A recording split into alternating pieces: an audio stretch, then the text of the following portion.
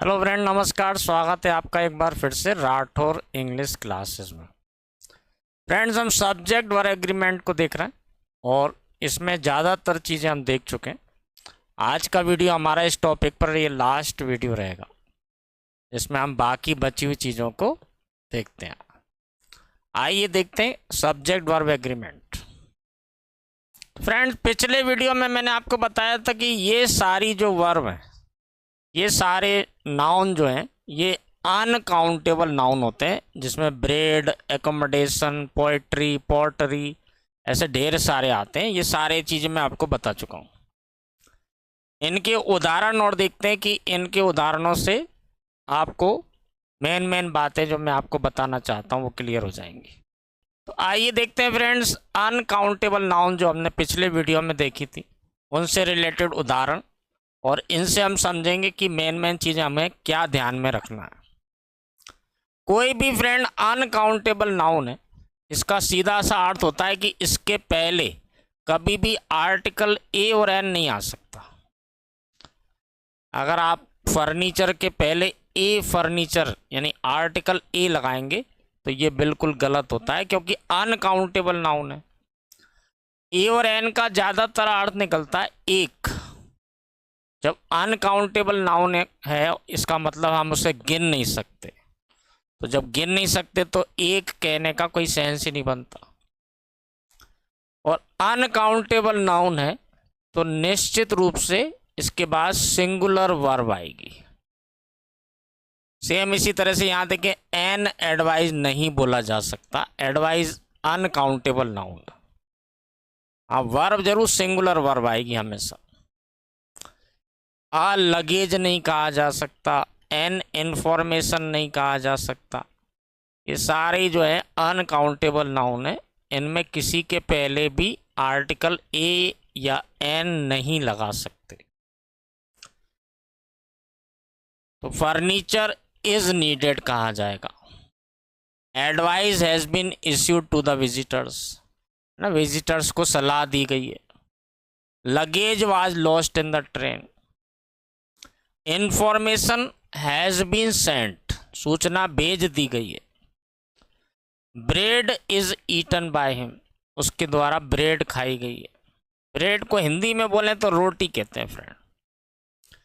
अब आपके मन में ये सवाल आएगा कि यदि हम एक कहना ही चाहते हैं, जैसे मुझे कहना है कि एक सलाह दी गई है ना, एक ब्रेड खाई गई, एक सूचना दी गई, तो फिर कैसे लिखेंगे? क्योंकि आर्टिकल तो लगा नहीं सकते।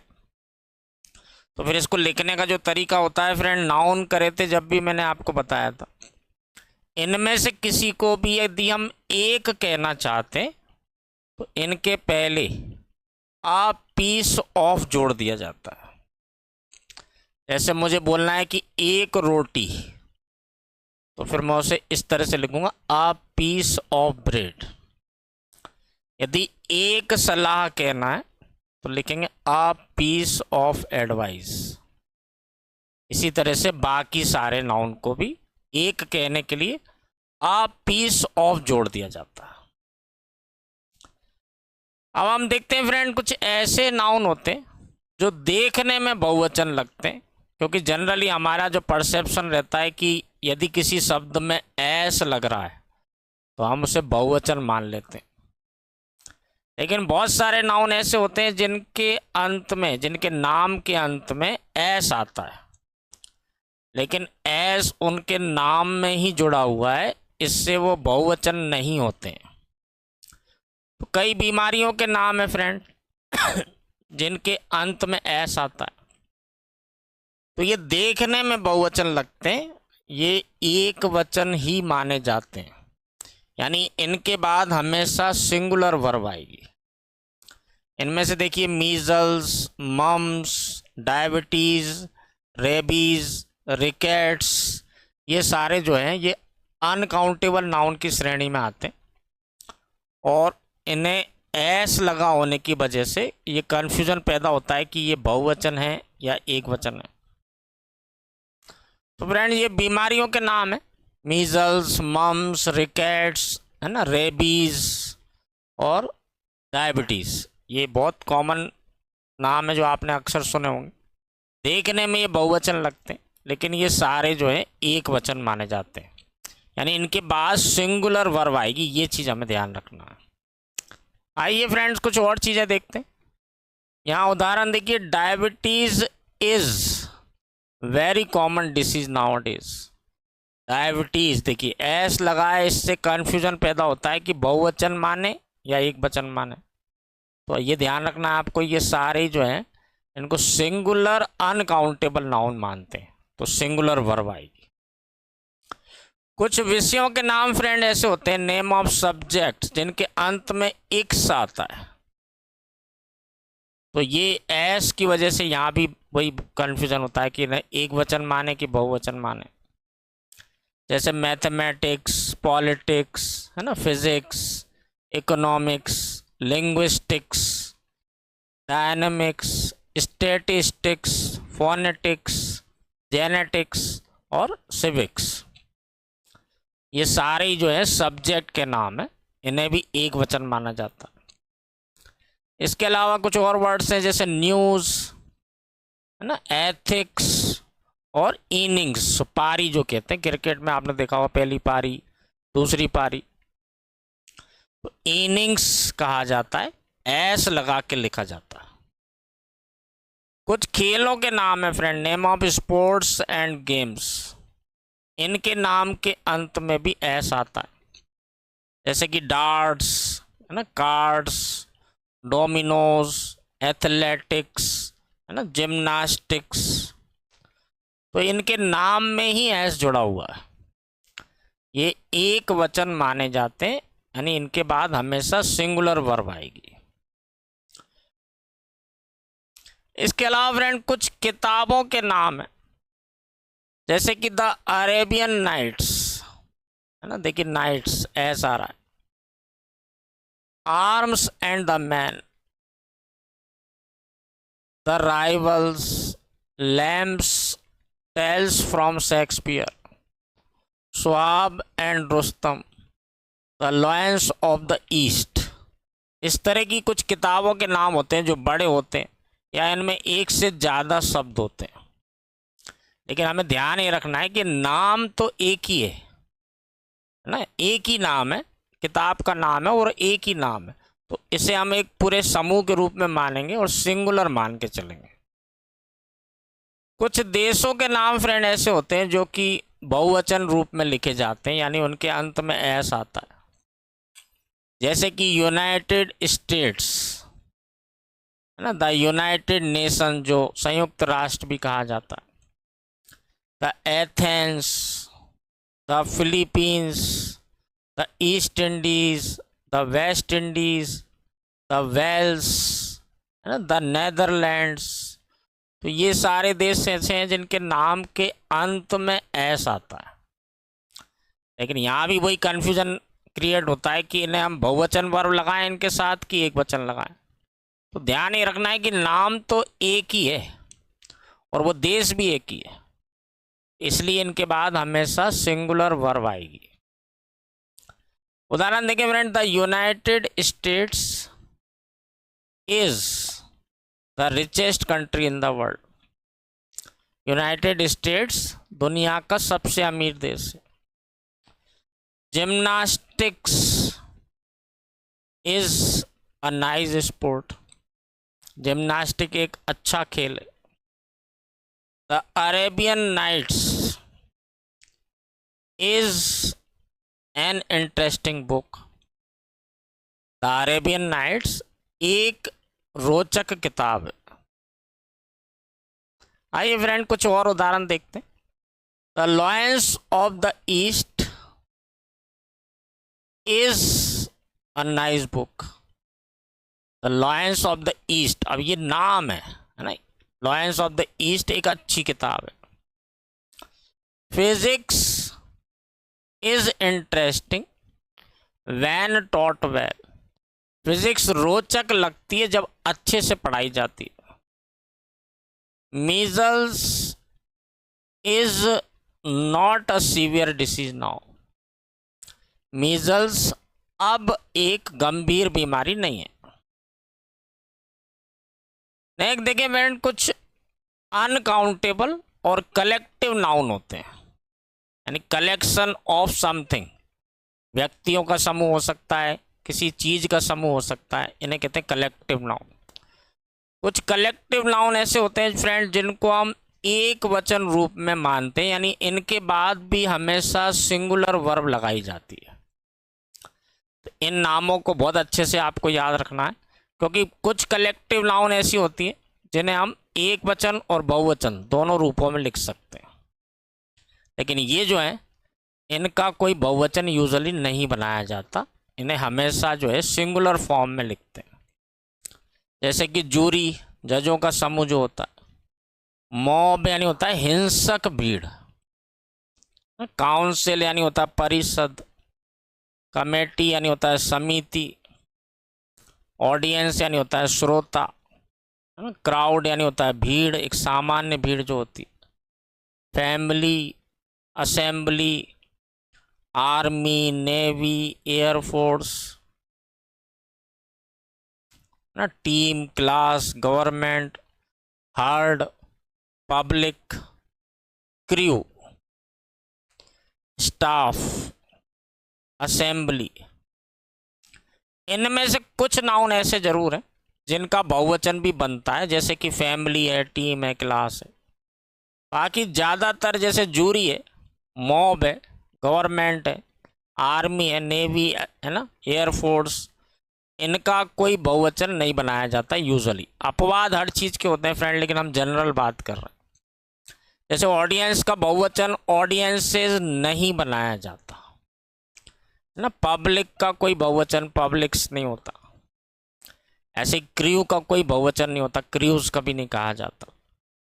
तो इन्हें हम इसी तरह से लिखते हैं और इनके बाद एक वचन वर्ब ही लगाई जाती है हमेशा। आइए फ्रेंड इनके कुछ उदाहरण देखते हैं। जैसे the army has shot dead 3 terrorist. Army has shot dead 3 terrorist. सेना ने 3 आतंकवादियों को गोली से मार गिराया। The mob is destroying public property. भीड़ सार्वजनिक संपत्ति को नुकसान पहुंचा रही है। द ऑडियंस इज हैप्पी, है ना, is happy. The crowd has gathered in the city. भीड़ में, शहर में भीड़ इकट्ठा हो चुकी है। आइए फ्रेंड कुछ और नाउन्स को देखते हैं और इनसे जुड़ी हुई चीज़ों को जानते हैं। फ्रेंड हेयर जो है, इसमें भी बहुत कंफ्यूजन होता है स्टूडेंट्स को कि हम हेयर लिखें या हेयर्स लिखें। तो इसको हम बहुत अच्छे से समझ लेते हैं। इस उदाहरण को देखिए, हर हेयर इज ब्लैक। यहां कह रहे हैं कि उसके बाल काले हैं। तो यहां देखिए हेयर का मतलब जो बाल है, वो बाल मतलब उसके जो सारे बाल हैं, उन सारे बालों को मिला करके कलेक्टिवली बोल रहे हैं। तो ये ध्यान रखिए, जब हम सारे बालों की बात करते हैं, यानी पूरे जितने भी कलेक्शन ऑफ हेयर्स हैं उनकी बात कर रहे हैं, यानी गिन नहीं रहे यहाँ पे। तो जब गिनते नहीं है, जब पूरे बालों की बात करते हैं, तो हेयर जो है ये अनकाउंटेबल नाउन आता है। जब सारे बालों की बात करेंगे तो ये अनकाउंटेबल नाउन मानेंगे इसको, और अनकाउंटेबल नाउन मानेंगे इसलिए हम सिंगुलर वर्ब लगाएंगे, है ना। यहाँ पे आप हेयर्स नहीं बोलेंगे क्योंकि अनकाउंटेबल नाउन है। अनकाउंटेबल है, इसका मतलब बहुवचन नहीं बन सकता। तो जब सारे बालों की बात करते हैं तो हेयर लिखा जाता है, हेयर्स नहीं लिखा जाता। दूसरी बात, हेयर अनकाउंटेबल माना जाता है तो सिंगुलर वर्ब आएगी। अब इसमें दूसरी स्थिति देखें फ्रेंड कि यदि हम किसी के बाल गिन के बोल रहे हैं, जैसे मैं बोलूं कि मेरे 5 बाल सफ़ेद हैं, उसके 3 बाल सफ़ेद हैं, तो अब हम गिन के बोल रहे हैं। जब आप गिन के बोलते हैं तो फिर हम इसे काउंटेबल नाउन के रूप में लिखते हैं। तो अगर मैं कह रहा हूँ एक बाल तो आ हेयर कह सकता हूँ, और 4 बाल कह रहा हूँ तो फिर 4 हेयर्स कहा जाएगा, कि क्योंकि अब हम गिन रहे हैं तो फिर इसे काउंटेबल बना दिया हमने। तो आ हेयर भी सही है और 4 हेयर्स भी सही है। उदाहरण देखें, 5 hairs are grey on my head. मेरे सर पर 5 बाल सफेद है। Only a hair is grey, केवल एक बाल ही सफेद है।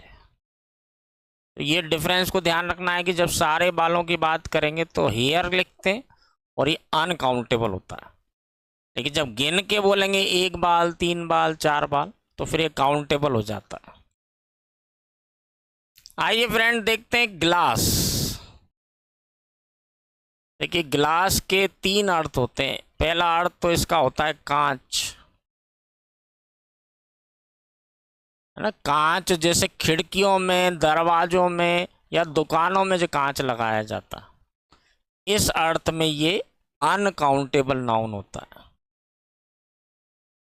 तो इसका हम बहुवचन नहीं बना सकते, ना हम इसके पहले ए और एन लगा सकते हैं। नाउन में ये सारी चीजें मैं आपको बता चुका हूं। दूसरा फ्रेंड अर्थ होता है ग्लासेस, जहां पे इसका मतलब निकलता है चश्मा। अगर आप कह रहे हैं ग्लासेस, जैसे I am wearing glasses to protect my eyes, मैंने चश्मा पहन रखा है अपनी आंखों को बचाने के लिए, तो चश्मा कह रहे हैं तो फिर ग्लासेस लिखा जाता है और ये प्लूरल नाउन होती है। और तीसरा होता है फ्रेंड ग्लास, जिसको हिंदी में भी ग्लास कहा जाता है, जिससे हम पानी पीते हैं, है ना, शरबत, दूध, इस तरह की चीज़ों को पीने के लिए जो पात्र होता है ना, इस तरह का पात्र जिसमें हम पानी पीते हैं, दूध पीते हैं, जूस पीते हैं, तो इसे भी ग्लास कहा जाता है। इस अर्थ में ये काउंटेबल होता है, यानी मैं 1 गिलास पानी कह सकता हूँ, अ ग्लास ऑफ वाटर, और 4 ग्लासेस भी कह सकता हूँ, 4 ग्लासेस ऑफ वाटर। तो आपको ये ध्यान रखना है कि 3 अर्थ में ग्लास को लिखा जाता है। कांच कह रहे हैं तो अनकाउंटेबल है, चश्मा कह रहे हैं तो ये प्लूरल है, ग्लासेस कहेंगे, और ये पात्र जो होता है जिससे पानी पीते हैं वो कह रहे हैं तो ये काउंटेबल है। 1 गिलास भी हो सकता है, 4 ग्लासेस भी हो सकता है।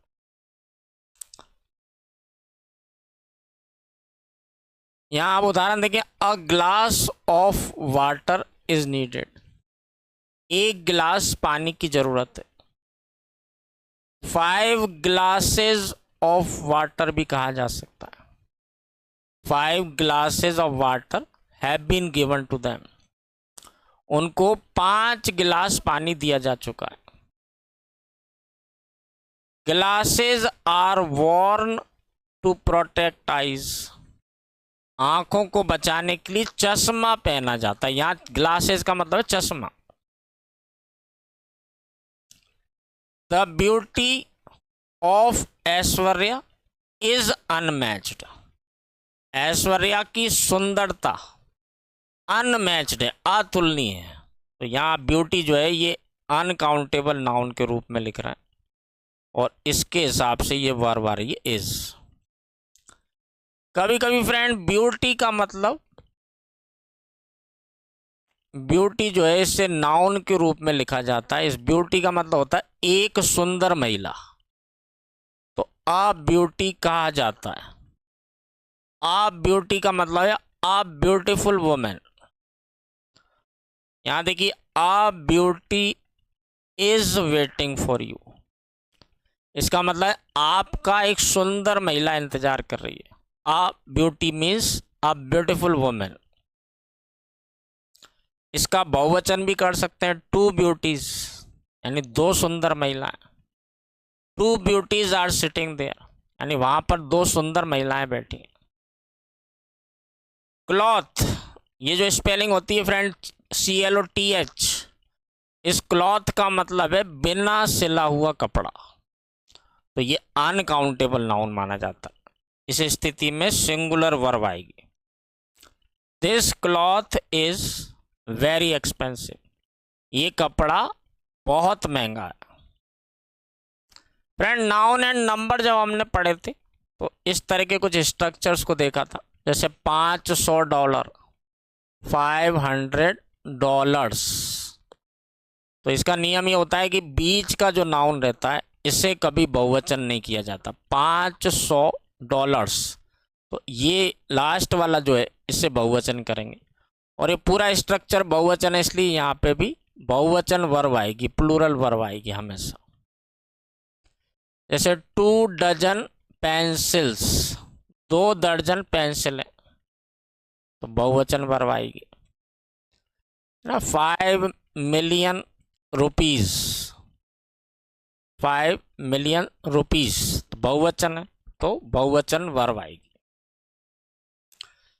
जब हम अनिश्चित संख्याएं बताते हैं, जैसे सैकड़ों, हजारों, लाखों, करोड़ों, तो फिर हम इसको इस तरह से लिखते हैं कि बीच में ऑफ लगाते हैं और दोनों ही शब्दों को बहुवचन किया जाता है। जैसे मुझे कहना है कि सैकड़ों रुपए, तो कहेंगे हंड्रेड्स ऑफ रुपीज, और ये बहुवचन फॉर्म है, तो बहुवचन वर्ब आएगी, प्लूरल वर्ब आएगी। Hundreds of rupees have been spent, यानी सैकड़ों रुपए खर्च कर दिए गए। मिलियंस ऑफ पीपुल, यानी कि लाखों लोग, आर गोइंग देयर, लाखों लोग वहां जा रहे हैं। नेक्स्ट चीज देखते हैं फ्रेंड कि जब पॉसेसिव केस ऑफ नाउन बनाया जाता है तो कई बार हमको ये कन्फ्यूजन होता है कि हम सब्जेक्ट किसको माने। जैसे देखिए लिखा है राम्स कार, राम की कार। अब यहाँ राम तो एक वचन है, अगर इसकी जगह कोई बहुवचन नाउन हो तो फिर कन्फ्यूजन होता है कि हम एक वचन वर्ब लगाएं या बहुवचन लगाएं, या दोनों को जोड़ के माने तो क्या करें। तो ये ध्यान रखिए, पॉसेसिव केस से जो नाउन को जोड़ा जाएगा ये ही सब्जेक्ट है, ये है सब्जेक्ट, तो इसके हिसाब से वर्ब आएगी। जैसे Ram's car is new, Ram की कार नहीं है, तो किसकी क्या चीज नहीं है, कार नहीं है, ये कहना चाहते हैं। कार इज न्यू, तो मेन जो सब्जेक्ट है वो कार है। अब देखिए गोविंद सर्वेंट्स, गोविंद के नौकर आर पुअर, तो एक्चुअल में सब्जेक्ट जो है वो गोविंद नहीं है, ये सर्वेंट्स जो है ये सब्जेक्ट। तो इसके हिसाब से देखिए, ये क्योंकि बहुवचन है तो बहुवचन वर्ब आएगी, है ना। Govind servants are poor, Govind के नौकर गरीब है। Bosses salary is high, boss की सैलरी ऊंची है। नेक्स्ट कुछ उदाहरण और देखते हैं फ्रेंड। माय ब्रदर्स फ्रेंड्स, मेरे भाई के मित्र आर नॉट गिल्टी, तो मेरे भाई के फ्रेंड्स गिल्टी नहीं है, तो गिल्टी कौन नहीं है, फ्रेंड्स। तो यहाँ पे जो है माय ब्रदर, ये ब्रदर नहीं है सब्जेक्ट, सब्जेक्ट है फ्रेंड्स। मेंस टॉयलेट, पुरुषों का टॉयलेट इज डर्टी, तो कहना ही चाह रहे हैं टॉयलेट इज डर्टी। तो सब्जेक्ट को पहचानना ही, ये जो ये पूरा हमने चैप्टर पढ़ा, इसमें हर जगह हम यही देख रहे हैं कि सब्जेक्ट को पहचानना है और उसके हिसाब से वर्ब लगाना है, इसलिए इस चैप्टर का नाम है सब्जेक्ट वर्ब एग्रीमेंट। फ्रेंड होने को तो इसमें और भी बहुत सारी चीज़ें हैं जो कि किताबों में मिल जाएंगी आपको। मैंने कोशिश ये करी है केवल इम्पोर्टेंट चीज़ों पे ही कॉन्सेंट्रेट किया जाए, अदरवाइज अननेसेसरी चीज़ों को हम पढ़ेंगे, हमारा टाइम वेस्ट भी होता है, हमारी याद करने की भी एक क्षमता होती है। अगर इससे ज़्यादा मैं और 50 चीज़ें बताऊंगा तो उससे होगा ये कि जो इम्पोर्टेंट चीज़ें हैं उन पे हमारा ध्यान उतना अच्छे से फोकस नहीं हो पाएगा। तो ज़्यादा अच्छा है कि हम फोकस्ड स्टडी करें, हम उतनी ही चीज़ों को पढ़ें जो हमारे लिए ज़रूरी हैं, यानी कि एग्ज़ाम की दृष्टि से जो इम्पोर्टेंट चीज़ें हैं उन्हीं पे ही कॉन्सेंट्रेट करें तो ज़्यादा सही रहता है। ऐसे तो पढ़ाई कभी ख़त्म ही नहीं होती, आप ज़िंदगी भर पढ़ेंगे तो भी कभी ख़त्म नहीं होगी, हमेशा आपको नई नई चीज़ें मिलती रहेंगी। फिलहाल हमारा जो कंसंट्रेशन है कि हमको परीक्षा पास करके नौकरी हासिल करना है। ज्ञान प्राप्त करने के लिए फिर आपके पास पूरी ज़िंदगी पड़ी है, आप आगे कभी भी अपनी पढ़ाई जारी रख सकते हैं।